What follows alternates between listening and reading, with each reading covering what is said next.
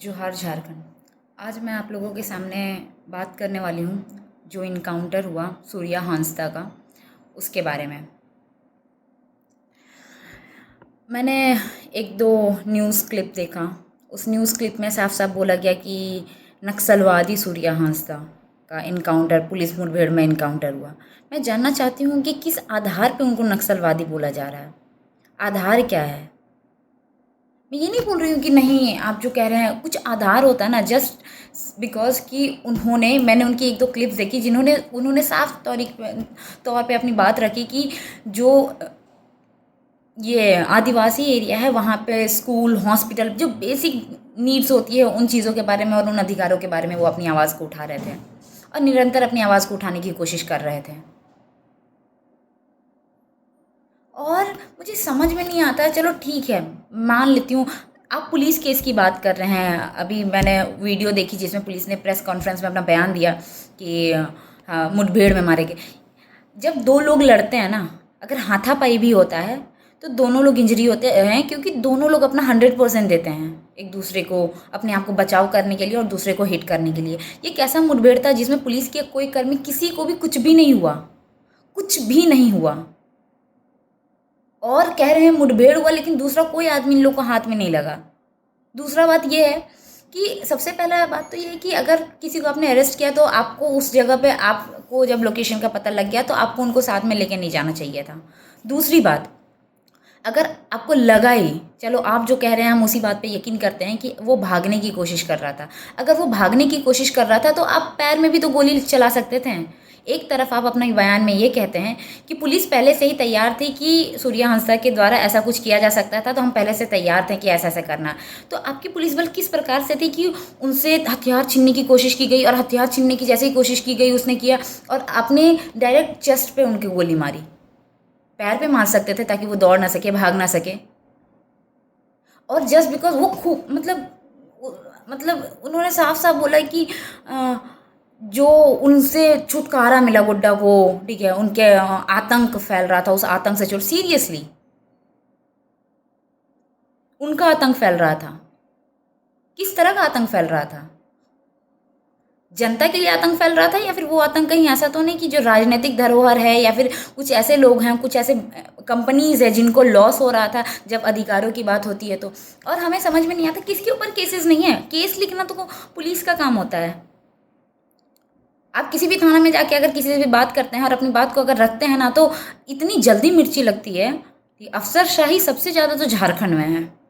आप अपनी बात को रखने जाइएगा ना, अपना कंप्लेन लिखने जाइएगा, तो भी आपको थाना प्रभारी और वहाँ के लोग आपको धमकी देते हैं, ज़्यादा बोलेगा रे, अभी अंदर कर देंगे, केस कर देंगे।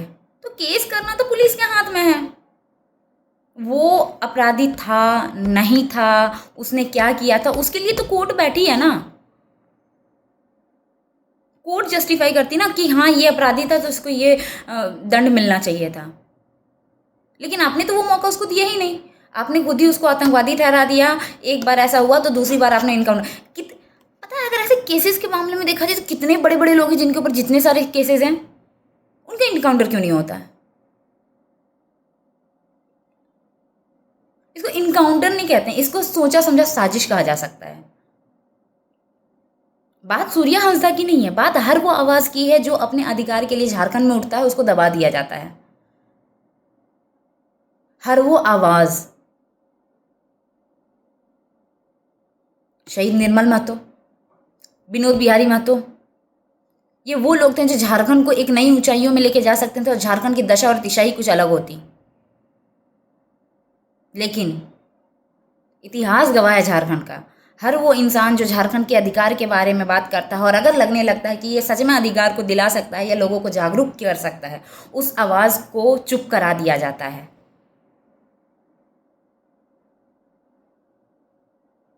बात मौत की नहीं है, बात इनकाउंटर की नहीं है। एक ऐसी मौत जिस मौत में एक कलंक के साथ मौत कि इनकाउंटर और नक्सलवादी बोल करके, जो नक्सलवादी होते हैं जो उस तरह का इतना दिमाग रखेंगे ना, वो इतना आसानी से हाथ नहीं आते सर, ठीक है। ना जाने कितने नेताओं के ऊपर कितने केसेस हैं। और जब ऐसा कुछ बात हो रहा है तो इस बात की सच्चाई और गहराई में जाने की वजह जो कुछ कुछ पॉलिटिकल पार्टीज हैं वो अपना अपना पल्ला झाड़ रहे हैं। कोई कह रहा है हमें उनके बारे में, नक्सली गतिविधियों के बारे में पता नहीं था। हम ये नहीं कह रहे कि वो नक्सली थे या नहीं थे, आप पहले पता तो करते हैं। किसी भी इंसान को इनकाउंटर कर देना, वैसे इंसान का मतलब, और अगर वो नक्सलवादी थे, अचानक से इतना कुछ पता चल गया, तो क्या कर रही थी पॉलिटिकल पार्टीज जो उनको बिना देखे सोचे समझे उनको टिकट दे रही थी इतने सारे लोगों को? मतलब क्या, किस तरह से क्या हो रहा है, मुझको समझ में नहीं आ रहा है।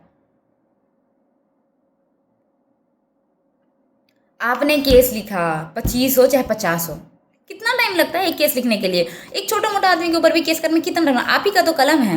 अपना सफाई देने का मौका इंसान को तो कोर्ट में जाने के बाद मिलता है। अभी मैंने बताया ना, मेरा भाई एक नॉर्मल सा इन्फॉर्मेशन देने के लिए गया था थाना में, उसको 3 घंटा बैठा के रख दिया।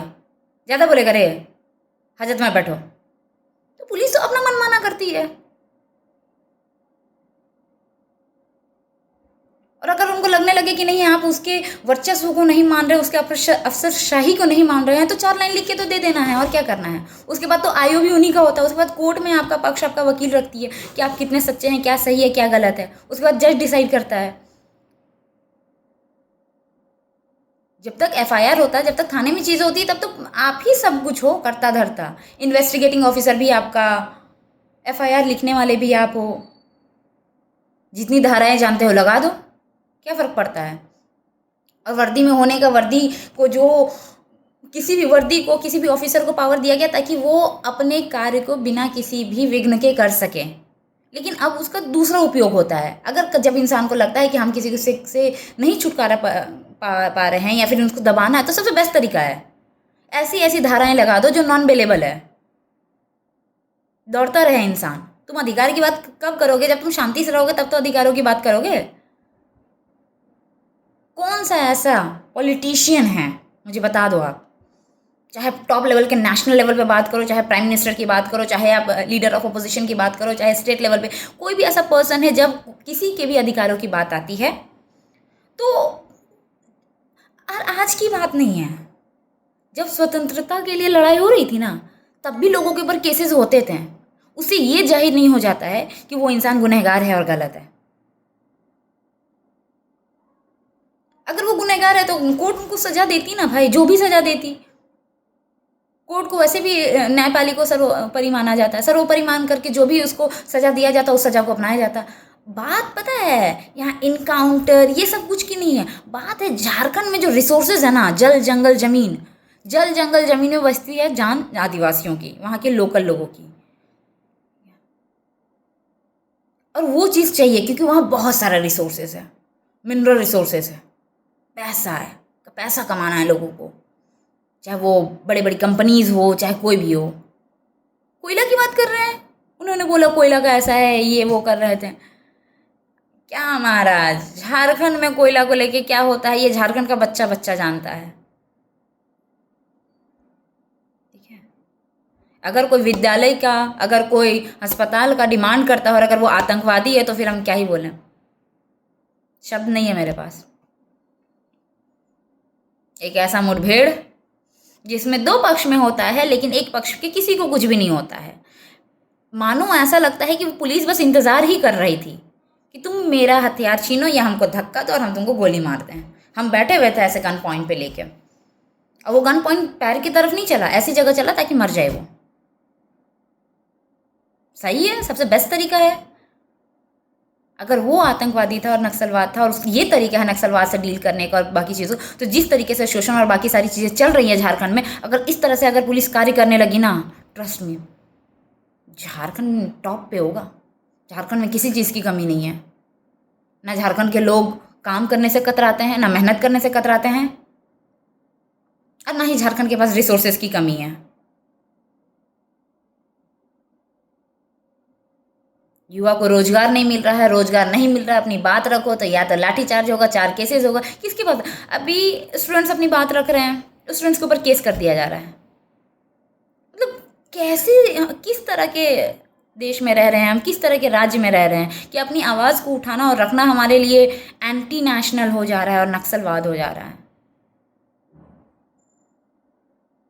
जो जहाँ का होता है ना, उसको उसकी मिट्टी से कितना प्यार होता है वो उस इंसान के अलावा और कोई नहीं समझ सकता है, क्योंकि बाकी लोगों के लिए वो एक ज़मीन का टुकड़ा है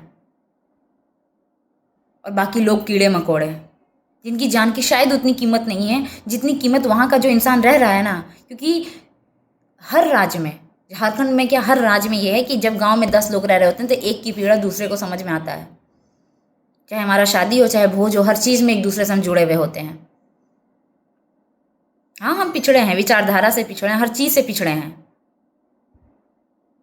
बोले तो जिसने भी जगाने का काम किया, हमारे राज्य में लोगों को जागरूक करने का कोशिश किया, किसी का भी एग्जाम्पल लो ना, हमारे जो लीडर्स रहे हैं, विनोद बिहारी महतो, अब सोचिए अगर वो इंसान होता, अपनी आयु को पूरा जीता, तो झारखंड की आज दशा क्या होती, झारखंड आज किस जगह पे होता।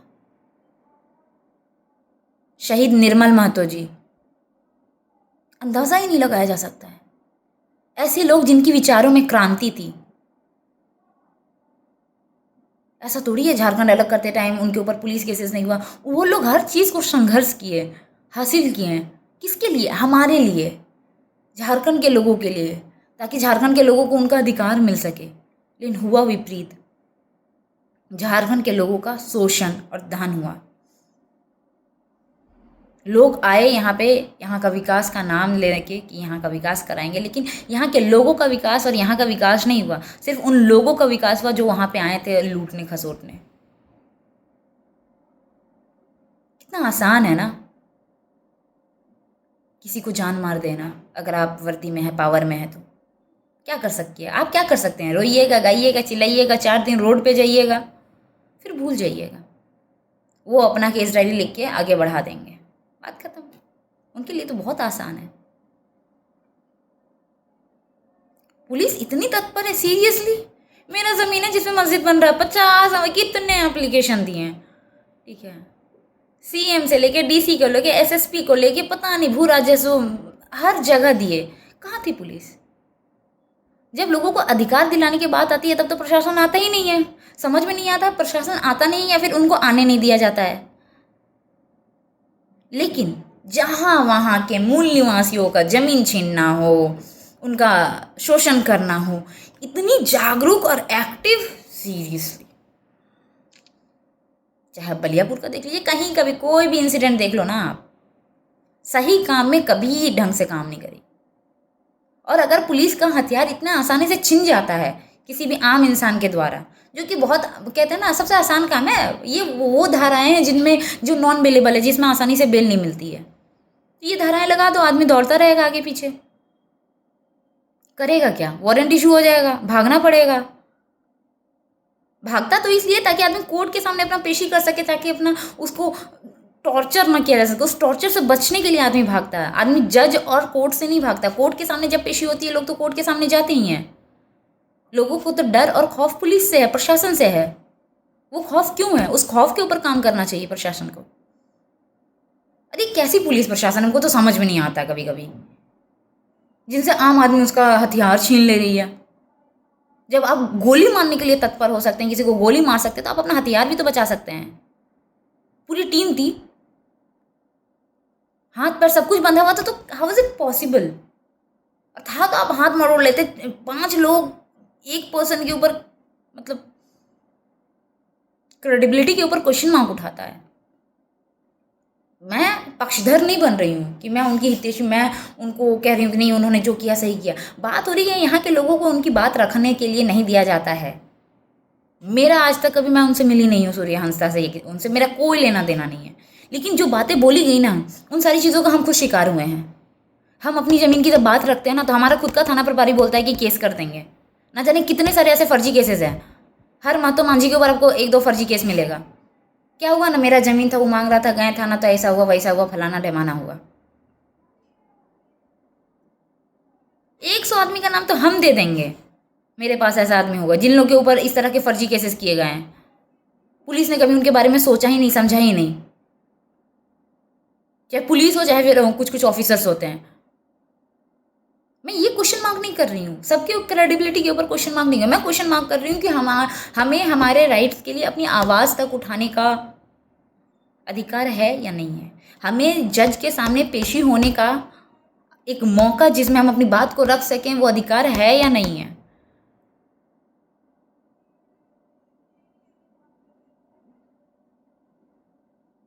ऐसा नहीं होता है क्या जो मैं आपको कह रही हूँ? 10 में से ना 9 लोग डरते हैं जो थाना का चौखट होता है ना, उसको पार करने से। वो हमेशा दूर रहना चाहते हैं इन सारी चीज़ों से, लेकिन जब अति हो जाता है तब वो अपनी बात को रखते हैं। और उस 10 लोगों में एक इंसान होता है, एक या दो, जो बाकी के 100 लोगों का बात को रखने की क्षमता रखता है और उस बात को रखने की कोशिश करता है, कभी प्रशासन के सामने तो कभी पुलिस के सामने। और ये जो संघर्ष की लड़ाई है ना, इस संघर्ष की लड़ाई में बहुत तरीके से इंसान पिसता है, और उसमें से एक है कोर्ट और पुलिस। जिस दिन हमारी जो प्रशासनिक सेवा है ना, ये ठीक हो जाएगी ना, झारखंड के आधे लोगों की समस्या दूर हो जाएगी। हम ऐसे, हमारा जीवन ऐसा है कि हम अपने राज्य में भी रह के हमें अपनाया नहीं गया है अफसरों के द्वारा, लोगों के द्वारा। जो लोग ऊपर लेवल में बैठे हैं, मैं उनकी बात कर रही हूँ, उन लोगों के बारे में जो यहाँ के हैं नहीं। उसमें से 70 to 60% ऐसे लोग हैं जो यहाँ के नहीं हैं, मूल निवासी नहीं हैं, लेकिन हमने उनको अपनाया है, छाती पे दिल पे बैठा के रखा है, तहे दिल से अपनाया है। ज़मीन दिया है रहने के लिए, खाने के लिए सब्जी उगा के देते हैं, हर तरह से अपनाया है। लेकिन जब हमें हमारा अधिकार देने की बात आती है तो हमें कीड़े और मकोड़ों की तरह ट्रीट किया जाता है।